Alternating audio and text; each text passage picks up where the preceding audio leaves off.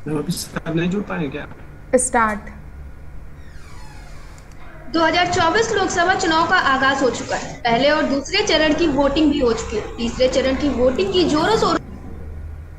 हर party का कार्यकर्ता और नेता यही चाह रहा है कि उनका जो मुखिया है वो प्रधानमंत्री पद पर जाए। हर एक पार्टी जोरों शोरों से तैयारियों में लगी हुई है और जो सत्ताधारी पार्टी है उसका कहना है कि जब से उनकी सरकार देश और प्रदेश में आई है तब से देश में रोजगार जो है वो काफी ज्यादा बढ़ चुका है। बेरोजगार की जो दरें हैं वो काफी घटी हुई हैं। लेकिन ये सारी चीजें और ये सारे दावे हकीकत से काफी दूर है।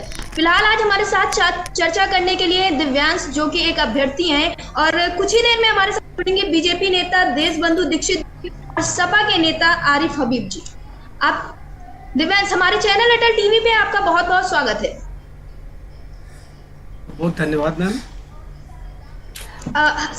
पार्टी का कहना है कि जब से उनकी सरकार आई है सत्ता में तब से देश में रोजगार की काफी ज्यादा बढ़ोतरी हुई है। आप तो एक युवा है तो इस बारे में आपसे बेहतर कौन ही बता सकता है, इस बात में कितनी सच्चाई है? आजकल युवाओं की क्या हालात है रोजगार को लेकर? रोजगार के लेकर हालात देश में क्या है सभी को पता है मैम। जी किस स्थिति से एक युवा गुजर रहा है, किस मानसिक स्थिति से। मैं खुद एक चयनित बेरोजगार लेखपाल हूँ और हमारे जैसे 8,000 साथी हैं जो चयन पाने के बाद, नियुक्ति पाने के बाद भी अभी बेरोजगार हो गए हैं। अब इसमें किसका दोष दिया जाए? शासन का दोष दिया जाए, न्यायपालिका का दोष दिया जाए? मामला कोर्ट में फंसा हुआ है हर तरीके से। अब इसमें जी दोष किसका दे ये कह पाना बहुत मुश्किल है। तो एक हमेशा एक ही शेर याद आता है कि ऐसी पढ़ाई लिखाई है बेकार जो बना दे हम सबको बेरोजगार। क्या मतलब है उन जी पढ़ाई लिखाई का? इससे बढ़िया बंद करके जो माननीय प्रधानमंत्री जी का विजन है, जी स्वरोजगार, पकौड़ा सोपौड़ या जो भी है वही सब किया जाए। लेखपाल के जो अभ्यर्थी, एक कोर्ट कहा था उसमें कहा गया था कि पहले हम प्री निकाले फिर निकाले मेंस और उसके बाद हाई कोर्ट फिर सुप्रीम कोर्ट। इस बात को किस तरह से आप देखते हैं? नहीं नहीं मैम, ये इतना ही नहीं है ma'am. High court supreme court इतना ही नहीं है। स्टार्ट है कि पहले वैकेंसी निकालने के लिए धरना दीजिए। वैकेंसी अगर गलती से जी आ जा रही है, आ गई, तो उसके बाद उसे फॉर्म भराने के बाद एग्जाम के लिए धरना देना पड़ा हम लोग को। एग्जाम भी हुआ, जी फिर उसके बाद उसका आंसर की निकालने के लिए धरना दिया गया। हर चीज के लिए हर जी प्रोसेस पे आगे इसे बढ़ता चला जा रहा है। लास्ट में रिजल्ट आया, डीवी हुई, रिजल्ट आया, उसके बाद भी प्रोसेस आगे जी बढ़ते बढ़ते अभी स्थिति ये है कि हम लोग की ज्वाइनिंग रिजल्ट जारी हुई। माननीय देश के माननीय प्रधानमंत्री श्री नरेंद्र मोदी के कर कमलों से वाराणसी में हम लोगों को नियुक्ति पत्र मिलना डिसाइडेड था, लेकिन अभी आज तक नहीं मिल पाया। मामला क्या हुआ बताते हैं विस्तार में भी। जी हमारे साथ अविरल सर भी। भाजपा प्रवक्ता अविरल है हमारे चैनल अटल टीवी पे। अविरल जी, आपका बहुत बहुत स्वागत है। जी बहुत बहुत धन्यवाद। जी इसी के साथ सपा नेता आरिफ हबीब जी भी हमारे साथ जुड़ चुके हैं। दिव्यांश। जी, सभी यहाँ उपस्थित सभी गणमान्यों को हमारा नमस्कार। अ, अविरल मलिक सर और आरिफ सर, आप सभी को चरणों में मैं वंदन अपना स्थापित करता हूँ। किंतु हम लोग की बहुत बड़ी समस्याएं हैं। ये एक युवा बेरोजगार, ये इतनी जी बड़ी समस्या है। आप सभी को मैं जानकारी के लिए बता दूं एक टाइमलाइन कि सन 2021 में 2022 लोकसभा चुनाव से पहले माननीय मुख्यमंत्री श्री आदित्यनाथ योगी जी का मिशन था, मिशन रोजगार, जिसके अंदर था कि हम 100 दिनों के अंदर रोजगार देंगे। उसके बाद पेट पीईटी प्रीलिमिनरी एग्जामिनेशन टेस्ट करके एक स्कीम लाई गई, जिसके माध्यम से ये था कि छांट के प्री का टेस्ट ले लेंगे, उसके बाद मेंस छांट के कुछ लोग, कुछ चुनिंदा, जैसे जितनी वैकेंसी रहेगी उसका 15 गुना 20 गुना इतने लोग को बुला के मेंस करा के तुरंत ज्वाइनिंग दे देंगे। तो 2021 में पेट तो आया, उसकी परीक्षा भी हो गई। 24 अगस्त को उसकी परीक्षा संपन्न हुई सकुशल, कोई दिक्कत नहीं हुई। फिर जनवरी 2022 में उसको नोटिफिकेशन आता है लेखपाल भर्ती परीक्षा का, जिसकी परीक्षा होती है फिर 31 जुलाई 2022 को। फिर उसके बाद उनको कमीशन का आंसर आता है। कुछ बच्चों को अब कमीशन, यहाँ यूपीटीपीएससी कमीशन है जिसका गठन किया गया था बच्चों की बेहतरी के लिए। अब कमीशन का ऐसा क्या रवैया, उन्होंने कुछ क्वेश्चंस ऐसे आ गए जो विवादित रह गए, तो उसकी वजह से बच्चे हाईकोर्ट चले गए। अब हाई कोर्ट में सिंगल बेंच एक रास्ता निपटा, डबल बेंच दो रास्ते निपटे, फिर भी मामला नहीं निपट पाया।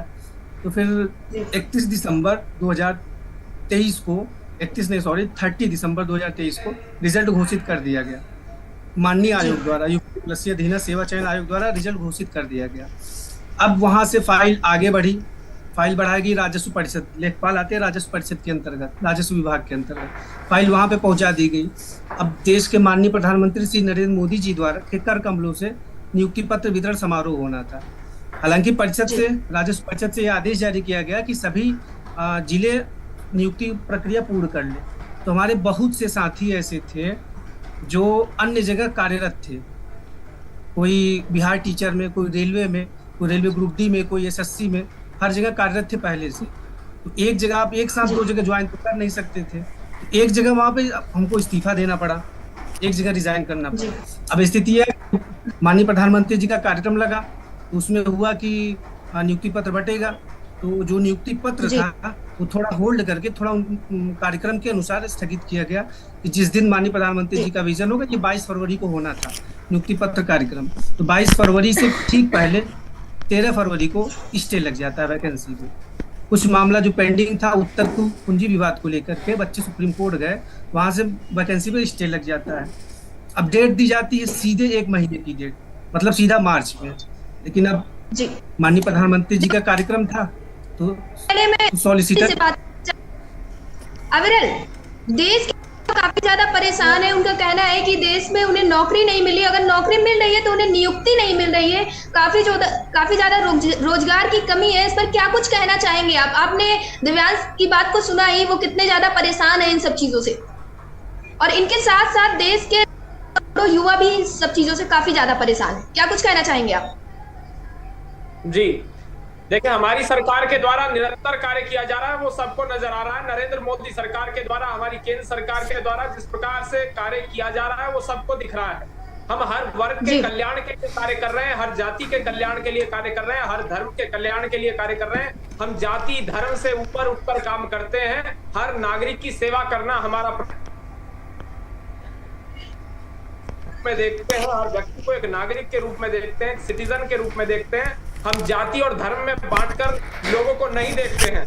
हमारी डिवाइड एंड रूल की पॉलिसी नहीं है। हम जनता के लिए निरंतर कार्य कर रहे हैं, वो दिख रहा है। हमारे द्वारा जिस प्रकार से योजनाएं चलाई गई वो सबको नजर आ रही है। जिस प्रकार से हमने जनधन योजना चलाई वो सबको नजर आ रही। हमने तो बैंकों में खाते खुलवाए, हमने गरीबों के लिए कार्य किया, घरों को हम दिए, वो सबको नजर आया। इंफ्रास्ट्रक्चरल डेवलपमेंट दिख रहा किस प्रकार से हुआ, किस प्रकार से लगातार हाईवेज बन रहे हैं, ये भी सबको नजर आ रहे हैं। क्या ये नजर नहीं आ रहा है? और अगर हाईवेज बने हैं, इंफ्रास्ट्रक्चरल डेवलपमेंट हुआ है, और जिस प्रकार से गांव गरीब के लिए कार्य किया गया है, योजनाएं चलाई गई हैं, जन कल्याणकारी योजनाओं के माध्यम से जनता के कल्याण के लिए कार्य किया गया है, चाहे वो जनधन योजना हो, उज्ज्वला योजना हो, मुद्रा योजना हो, मुद्रा लोन के माध्यम से हो, सुरक्षा बीमा योजना हो, सॉइल हेल्थ कार्ड की बात कर ली जाए, नीम कोटेड यूरिया की बात कर ली जाए, किसान सम्मान निधि की बात कर ली जाए, ये नरेंद्र मोदी सरकार के द्वारा जिस प्रकार से चलाई गई वो सबको मालूम है। जी कहना चाहूंगी, की बातें सुनी, अविरल जी की बातें सुनी, इस पर आपकी क्या प्रतिक्रिया है? आरिफ जी आप सुन पा रहे हैं आप? जी नमस्कार है सबको मेरा। देखिए, देश में 45 साल का बेरोजगारी का इतिहास टूट गया, और ये आंकड़े भी केंद्र सरकार की एजेंसी के हैं। ये खुद बखान भी कर रहे हैं कि हमने ये किया, लेकिन वही केंद्र की एजेंसी ये कह रही है कि 45 साल का बेरोजगारी का आंकड़ा टूट गया नरेंद्र मोदी जी की सरकार में।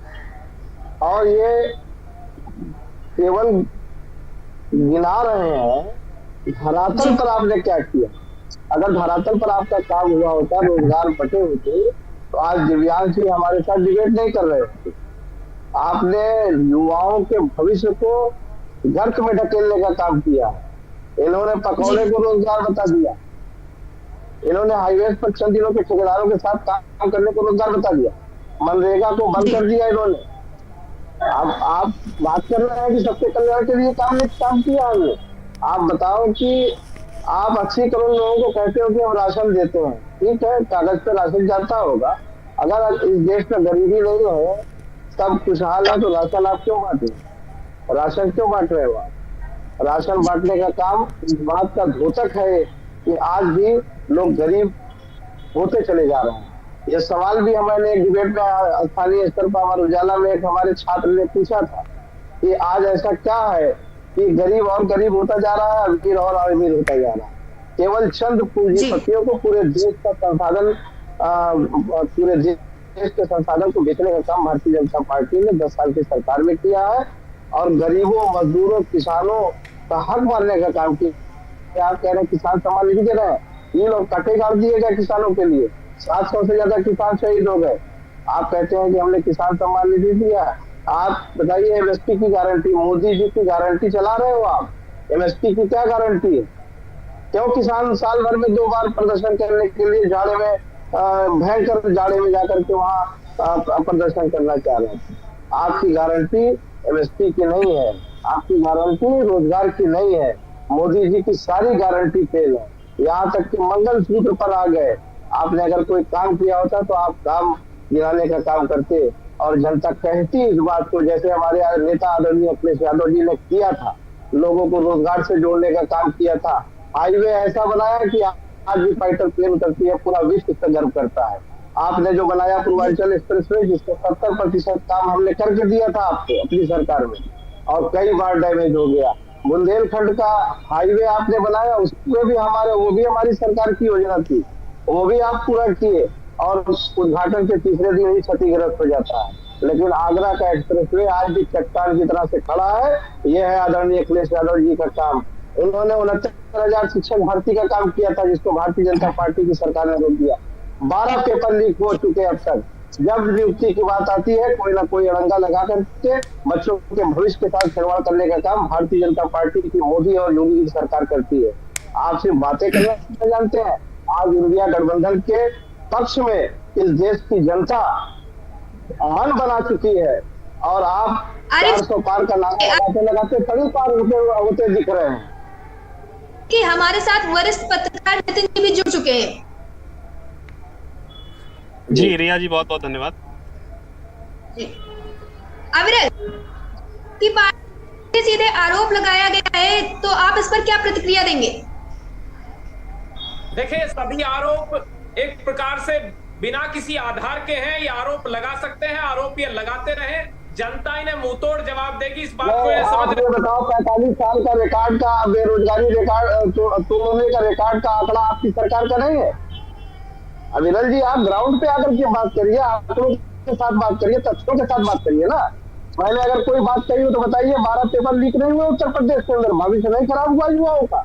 कितने उत्तर प्रदेश की बात आप छोड़ दीजिए। उत्तर प्रदेश की अगर आप बात करें तो मैं आपका मुजफ्फरनगर तक का भी गिना देता हूँ। मुजफ्फरनगर तक का आकर कौन से रोजगार आपके समय में दिए गए थे? मुजफ्फरनगर आप इसका मुझे उत्तर दे दीजिए। आप मुझे आपको जानकारी कम है, आप वर्कआउट कीजिए, आपकी जानकारी कम है। वर्कआउट आप कीजिए, वर्कर आप आइए, होमवर्क आप कीजिए, आपके होमवर्क आप होमवर्क कीजिए। मेरी समस्या नहीं है, हम गाँव गरीब के लिए काम कर रहे हैं, हम किसानों के लिए काम कर रहे हैं, हम आदिवासियों के लिए काम कर रहे हैं। आपको तथ्यों की जानकारी नहीं है। 2 करोड़। नितिन जी। जी रिया, बताइए। दिव्यांश ने बताया कि इन लोगों की नियुक्ति हुई, नियुक्ति पत्र भी मिल गया, इन लोगों की पोस्टिंग भी हो गई, लेकिन उसके बाद फिर इन्हें बेरोजगार कर दिया गया। इनका कहना है कि युवाओं को एक तो रोजगार नहीं मिल रहा है, अगर रोजगार मिलता है तो नियुक्ति नहीं मिलती है। अगर एक युवा नौकरी करना चाह रहा है तो वो पहले तैयारियां करता है, फॉर्म भरता है, वैकेंसी के लिए वो धरना देता है, फिर वैकेंसियां आती है तो वो फॉर्म भरता है, प्री का एग्जाम देता है, मेंस का एग्जाम देता है। उसके बाद उसके पास एक नई कड़ी आ गई, पहले उन्हें सुप्रीम कोर्ट जाना पड़ेगा, पहले उन्हें हाई कोर्ट जाना पड़ेगा, फिर उन्हें सुप्रीम कोर्ट जाना पड़ेगा। ये भर्ती का इतना लंबा प्रोसेस हो चुका है, आप इस पर क्या कुछ कहना चाहेंगे? देखिए, ये बिल्कुल हमारे देश के जो युवा हैं उनके लिए दुर्भाग्यपूर्ण है और कहीं ना कहीं उत्तर प्रदेश इसमें अव्वल रहा है रिया, क्योंकि जिस तरह से अभी दिव्यांश बता रहे थे कि लेखपाल भर्ती में उन्होंने पर्चा भरा था, वो इसके बाद उसमें उनकी नियुक्ति हुई। कुछ ऐसे लेखपाल के अभ्यर्थी थे जिन्होंने कुछ दिन तक नौकरी भी की, लेकिन एकाएक आदेश आया और उन्हें नौकरी से हटा दिया गया, क्योंकि ये काफी ताजा मामला रहा है और काफी गर्म मामला रहा था। अभी कुछ दिन पहले कलेक्ट्रेट कार्यालय पर भी काफी भीड़ इकट्ठा हुई थी इन छात्रों की, और ये वहां पर भी अपनी बात को लेकर के बैठे हुए थे। लेकिन सबसे अहम बात यह है कि आज आपकी जो डिबेट है ये बहुत ही अहम मुद्दे पर है और अब बधाई की पात्र है, क्योंकि जहां देश में इस वक्त मंगलसूत्र, संपत्ति, भैंस पर बात हो रही है रिया, वहां आप रोजगार के मुद्दे पर बात कर रही हैं। लेकिन यहाँ पर गलती सिर्फ एक सरकार की नहीं है, क्योंकि अभी जिस तरह से इस डिबेट में मैं सुन रहा था तो समाजवादी पार्टी के जो प्रवक्ता हैं उनका भी साफ तौर पर ये कहना था कि हमने हाईवे बनाया, हमने काफी चीजें उन्होंने गिना डाली। और दूसरी तरफ जो बीजेपी के प्रवक्ता बैठे हुए हैं अविरल मलिक जी, उन्होंने भी काफी कुछ बताया कि किस तरह से देश में काम हो रहा है, किस तरह से सरकार काम कर रही है। लेकिन सवाल यहाँ पर यही है, और ये सवाल हमेशा से दबाया जाता रहा है, कि युवाओं के रोजगार पर कोई भी कुछ बोलने वाला नहीं है। अभी एक ताजा रिपोर्ट भी आई है और उस ताजा रिपोर्ट के अनुसार रिया, देश में जो 100 बेरोजगार हैं, 100 लोग जो हैं, 100 युवा जो हैं, उनमें से 83 युवा जो हैं वो बेरोजगार हैं। तो आप खुद समझिए कि कितनी बड़ी संख्या है, और नौकरियां निकल नहीं है तो निकल किस तरीके से नहीं, आपने उसकी प्रक्रिया खुद बताई, दिव्यांश खुद उसकी प्रक्रिया बताई। तो ये रोजगार का मुद्दा इस चुनाव में सबसे अहम होना चाहिए था। लेकिन समाजवादी पार्टी के प्रवक्ता अपनी योजनाएं गिना रहे हैं, बहुत अच्छी बात है, उन्होंने अपनी योजनाएं गिनाई, उन्होंने विकास का काम किया, अच्छी बात है। लेकिन युवाओं के लिए अगर रोजगार की बात हो रही है, वो अपनी समस्याएं बता रहे हैं कि अगर नौकरी निकली तो फिर क्या हुआ, फिर वो कोर्ट चले गए, उस सारे मुद्दे को लेकर के इनके जो राष्ट्रीय अध्यक्ष हैं वो भी बहुत कुछ बोलते हुए नजर नहीं आते हैं। सिर्फ प्रेस कॉन्फ्रेंस करने से मुझे नहीं लगता है कि ऐसा कोई उसका बहुत बड़ा निष्कर्ष निकल जाएगा।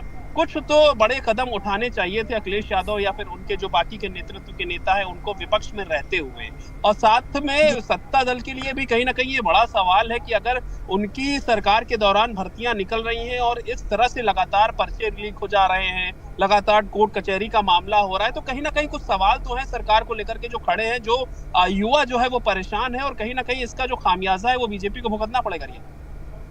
जी दिव्यांश, आप काफी देर से कुछ बोलना चाह रहे थे। जी मैम, बात यह है कि अब कभी कभी होता है शासन चाहता है लेकिन नौकरशाही नहीं करने दे रही। अब नौकरशाही में विभागों का सामंजस्य का है, जैसे यूपीटीपीएससी विभाग है, अभी ये भर्तियां निकालता है उत्तर प्रदेश में, ग्रेड सी की सभी भर्तियां यूपीटीपीएससी ही निकालता है।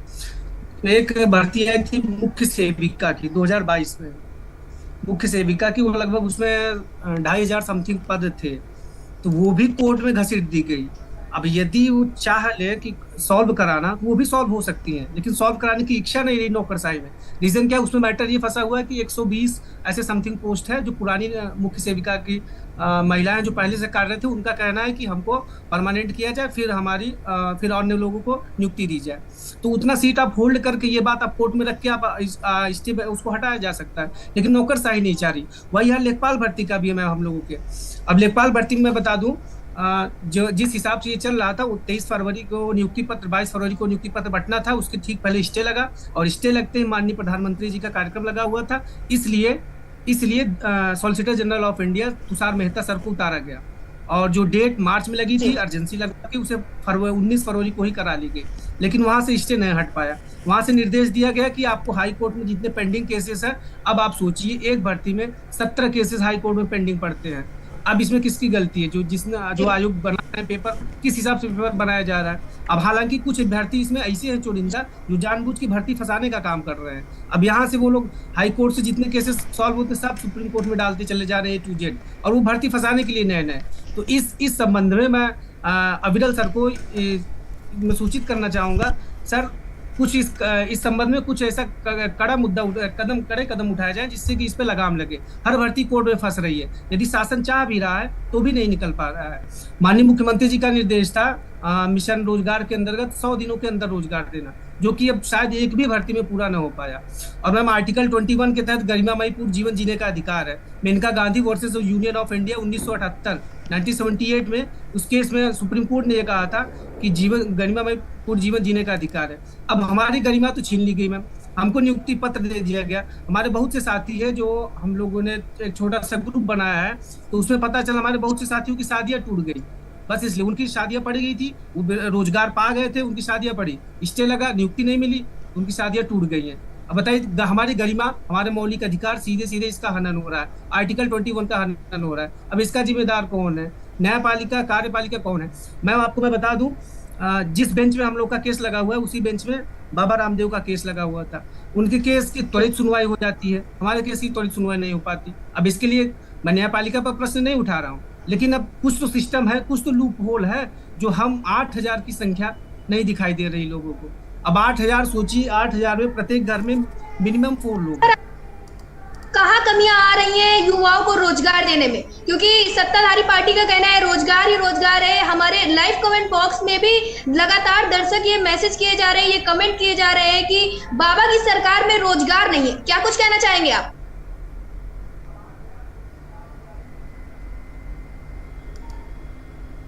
अविरल जी, आपकी आवाज नहीं आ रही है। जी, मेरी आवाज आ रही है आप तक? जी, देखिए, हमारे द्वारा निरंतर रोजगार प्रदान किए जा रहे हैं और वो सबको नजर आ रहा है, अलग अलग माध्यम से, डायरेक्टली हो या इनडायरेक्टली हो। रोजगार हम सबको देने का प्रयास कर रहे हैं और हम स्वरोजगार की बात कर रहे हैं, वो भी सबको नजर आ रहा है। कुछ लोग हैं जिन्हें नजर नहीं आ रहा है। इस बात को जान लेना चाहिए कि हम रोजगार देने का प्रयत्न निरंतर कर रहे हैं। हमने जो जन कल्याणकारी योजनाएं चलाई हैं वो जनता के लाभ के लिए चलाई हैं, जनता के हित के लिए चलाई हैं और हम सबको चाहते हैं कि सबको रोजगार मिले। इस बात को जानना अत्यंत आवश्यक होगा। जिस प्रकार से नरेंद्र मोदी जी के द्वारा उत्तर प्रदेश में योगी जी के द्वारा स्वरोजगार की बात की जाती है, वो भी सबको नजर आ रहा है। स्वरोजगार की बात हम करते हैं, बेरोजगारी को समाप्त करने की बात हम करते हैं, रोजगार प्रदान करने की बात हम करते हैं, लेकिन दूसरी ओर वही समाजवादी पार्टी के लोग हैं जो भ्रष्टाचार, परिवारवाद, गुंडाराज को बढ़ाने में विश्वास रखते हैं। जनता सबको देख रही है, जनता सब जानती है, जनता जानती है कि विकास किसने किया और विनाश किसने किया था। कितनी सच्चाई इन बातों में? आरिफ जी,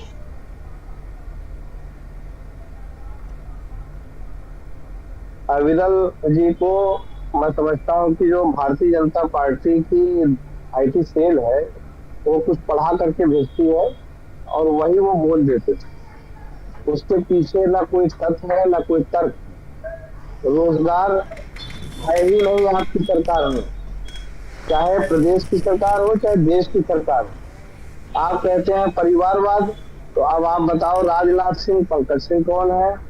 सिंधिया जी, विजय राजे सिंधिया और ज्योतिरादित्य सिंधिया कौन है? जयंत सिन्हा और वो उनके पिताजी कौन है? अमित शाह, उनके बेटे कौन है?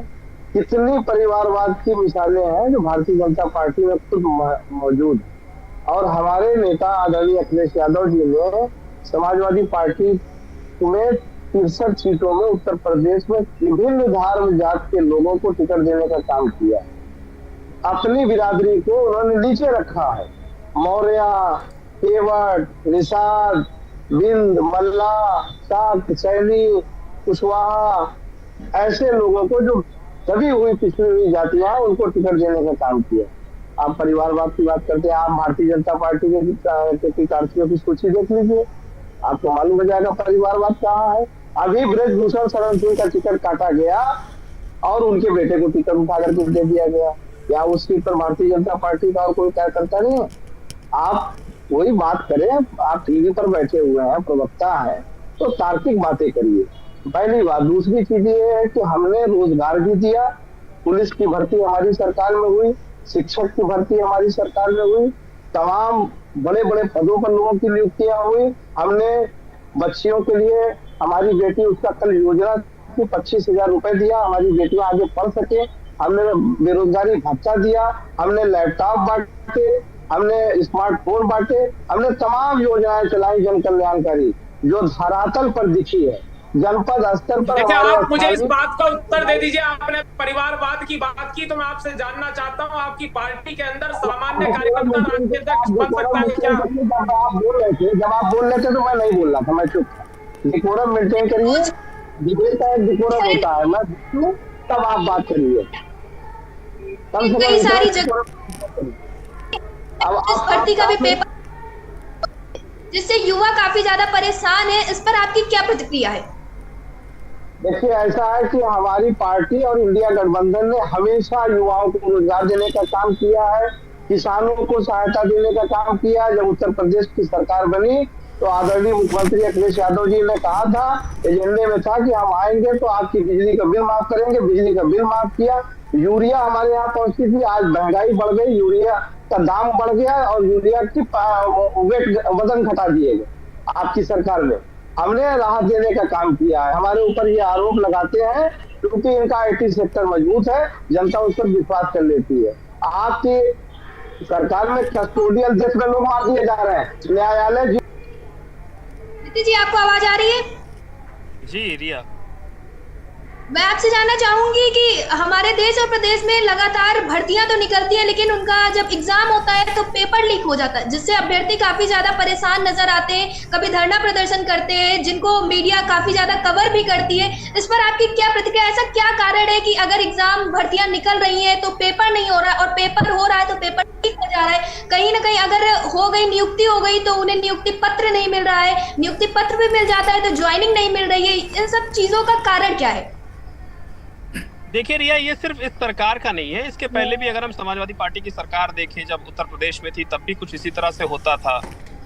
उसके बाद अब बीजेपी की जो सरकार आई है उसमें भी इसी तरह से हो रहा है कि भर्तियां निकल रही हैं और युवा परेशान है, मजबूर होकर के वो जब फॉर्म भरता है तो फिर उसके बाद भर्तियां इस तरह से अधर में लटक जाती हैं, कोर्ट कचहरी तक मामला चला जाता है। इन सबके बीच में अहम बात ये भी है कि ये ध्यान देना जरूरी है सरकारों को कि जो भी भर्तियां निकल रही, क्योंकि पहली चीज तो ये कि युवाओं की उम्र बड़ी तेजी से भाग रही है, क्योंकि साल दर साल तक भर्तियां ही नहीं आती, और जब भर्तियां आ रही हैं, युवा उसका फॉर्म भर रहा है, तो कहीं ना कहीं जिस तरह से भर्तियां लटक जा रही हैं, तो उस पर सरकार को ये कोशिश करनी चाहिए कि टाइम टू टाइम चीजों को होना चाहिए, कैलेंडर के हिसाब से होना चाहिए। अविरल साहब ने अभी जो बातें बताई हैं कि हमारी सरकार ने रोजगार दिया है अप्रत्यक्ष रूप से, बिल्कुल सही बात है, उन्होंने रोजगार दिया है, लेकिन उनका जो रोजगार देने का जो मायना है वो दूसरा है, क्योंकि प्राइवेट सेक्टर को स्ट्रॉन्ग करने से जो गवर्नमेंट सेक्टर में जाने के लिए युवा तैयारी करता था उसका कोई हला भला नहीं होने वाला है। हमारे उत्तर प्रदेश में बड़े पैमाने पर सेना में जाने के लिए, पुलिस में जाने के लिए, दूसरे विभागों में जाने के लिए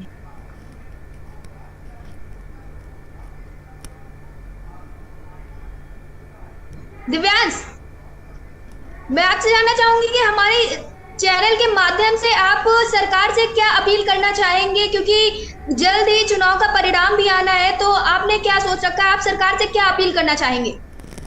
हम देखिए, हम तो सबसे पहले यही कहना चाहेंगे कि जितनी भी पेंडिंग भर्तियां हैं हमारे, चाहे वीडियो 2018, अब सोचिए 2018 से वीडियो भर्ती अटकी पड़ी है, CSO सहायक सांख्यिकी अधिकारी 2019 में, हमारी खुद की लेखपाल भर्ती जिसमें मैं चयनित हुआ हूँ 2021 से पेंडिंग पड़ी हुई है, मुख्य सेविका जो बेटी बचाओ बेटी पढ़ाओ के तहत मुख्य सेविका केवल महिलाओं के लिए थी, वो अटका पड़ा है। तो मैं सरकार के माध्यम से यही, मैं सिर्फ यही कहना चाहूँगा कि नौकरशाही को जबरदस्ती या जो भी आदेश देते हुए इसको दरकिनार करते हुए सभी भर्तियों को पूरा किया जाए। और इस मंच के माध्यम से मैं एक बात और कहना चाहता हूं कि आर्टिकल 323A अनुच्छेद 323 का के तहत सेंट्रल ट्रिब्यूनल का गठन किया जाता है, तो क्या स्टूडेंट्स की समस्या के लिए स्टूडेंट ट्रिब्यूनल का गठन नहीं किया जा सकता उत्तर प्रदेश में? यूपी स्टूडेंट ट्रिब्यूनल एक्ट के तहत कोई माध्यम लाके? लेकिन समस्या ये है कि चाहे अब इसमें सत्ता दल हो, चाहे विपक्ष हो, चाहे कोई तृतीय पक्ष हो, कोई भी इंटरेस्टेड नहीं लेता। रीजन क्या है? युवा अब धर्म, मंदिर, मस्जिद जिस पे भी चले जाएं या जाति पे चले जाएं वो अलग बात है, लेकिन स्टूडेंट की कोई नहीं फिक्र कर रहा है। अब कोशिश करें, हमारे पास वक्त की कमी है थोड़ा। जी मैम, हम तो बस इस मंच के माध्यम से मैं इतना गुहार लगाना चाहूंगा कि जितनी भी पेंडिंग भर्तियां हैं सभी को पूर्ण की जाए, और जो कोर्ट केस संबंधित है तो उसको स्टूडेंट ट्रिब्यूनल बना के सॉल्व किया जा सकता है। तो अविरल सर और मिस्टर हबीब सर, इस बात को आप थोड़ा ध्यान दें कि स्टूडेंट ट्रिब्यूनल पर भी आगे कहीं भी चले तो मुद्दा उठाया जाए। मैं 2 पंक्तियां में कहना चाहूंगा, आत्मविश्वास और हौसला अभी नहीं हारे हैं। ये अलग बात है कि हम लोग बेरोजगारी के मारे हैं, और यदि रोजगार नहीं मिलता है तो हम इच्छा मृत्यु की मांग करेंगे, क्योंकि हमारी गरिमा सब कुछ छीन लिया गया पूरी तरीके से, और ये वो भी किस माध्यम से? गुमराह करके, कोर्ट द्वारा, कोर्ट में कुछ चंद याचियों द्वारा गुमराह करके। अब उसका सत्ता पक्ष, प्रदेश सरकार और सही से लचर पैरवी के कारण ये सत्ताधारी समाजवादी पार्टी का कहना है कि देश में रोजगार की बढ़ोतरी हुई है, लेकिन जमीनी हकीकत कुछ और बताती है। हमारे साथ दिव्यांश थे, उन्होंने बताया कि किस प्रकार से लेखपालों की नियुक्ति हुई, उसके बाद भी लोगों को अभी तक आवंटन नहीं किया गया, अभी तक ये अपनी नौकरियों तक नहीं पहुंच पाए हैं, और जो लोग पहुंच गए थे कुछ दिन काम करके उनसे उनका चार्ज ले लिया गया है। काफी सारे मुद्दे हैं जो रोजगार को लेकर युवा उठा रहे हैं लगातार, फिर भी न जाने क्यों अभी तक युवाओं को रोजगार नहीं मिल पा रहा है जिस तरह से वो चाह रहे हैं। 4 जून को रिजल्ट आना है, चुनाव का परिणाम आना है। अब देखना ये होगा कि अब 4 जून के बाद किसकी पार्टी आती है, क्योंकि भविष्य किसने देखा है, समाजवादी पार्टी भी आ सकती है, यानी कि इंडिया अलायंस भी आ सकता है और एनडीए भी आ सकती है। फिलहाल युवाओं की तो यही दरकार है कि उन्हें जल्द से जल्द रोजगार दिया जाए, उनकी नियुक्तियां की जाए। अटल टीवी से जुड़ने के लिए आप सभी का धन्यवाद। नमस्कार।